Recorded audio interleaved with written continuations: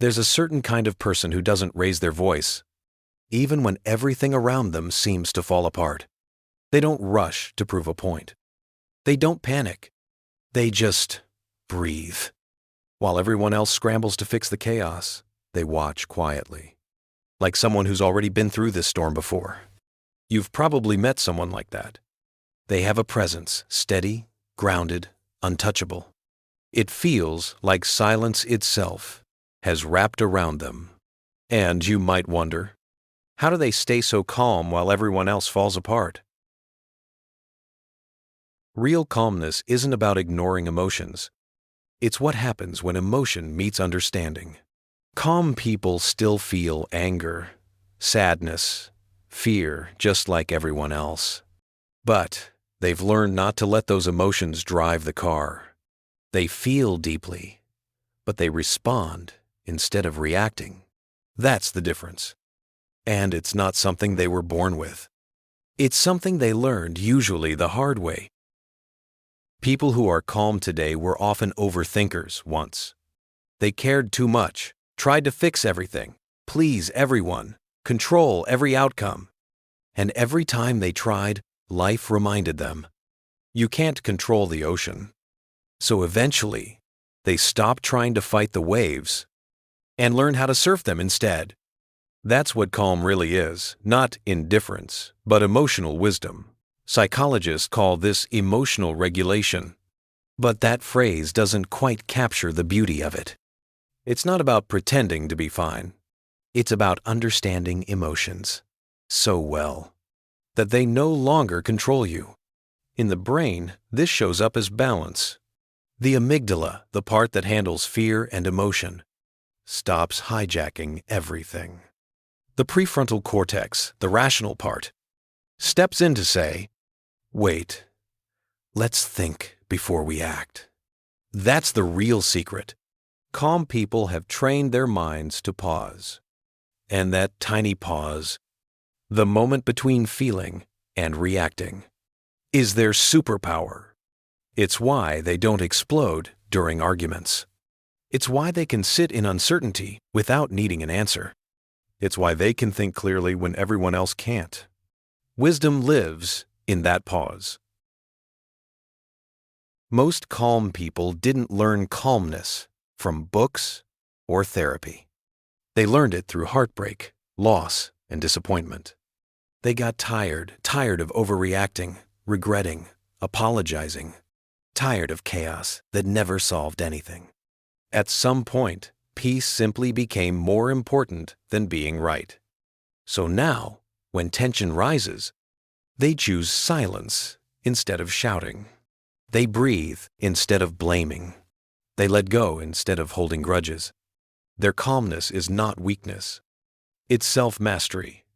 It's the discipline of emotional maturity. But it's not easy. Calm people still carry storms inside. You just can't see them. Their peace is hard-earned, forged in pain, not perfection. They've cried behind closed doors. They've questioned their worth, felt misunderstood, and kept going anyway. They discovered that peace isn't what happens when life is easy. It's what happens when you stop letting chaos define you. Calmness changes how you see the world. When most people see problems, calm people see patterns. When most see endings, they see beginnings.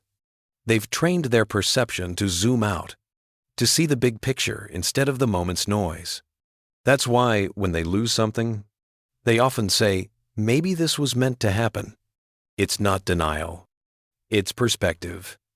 The calm person sitting quietly in the corner has probably lived through things that once broke them. They just stopped living inside the break. Calm people aren't detached from life. They're anchored deeper in it. They've learned that not every emotion deserves attention. Not every battle deserves energy.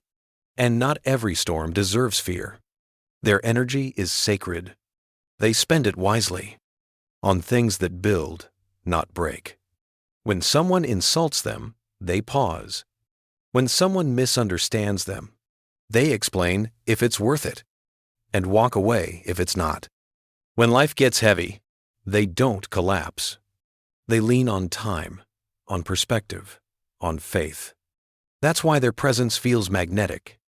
You feel safe around calm people, not because they have all the answers, but because they don't need them anymore.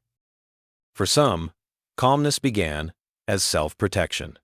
They learned early that reacting loudly didn't change anything, that staying composed was safer, that guarding emotion kept them from being hurt.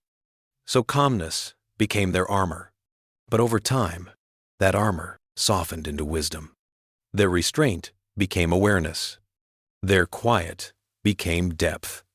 They stopped running from themselves. And in stillness, they found clarity. Calm people are emotionally fluent. They don't suppress emotions. They translate them.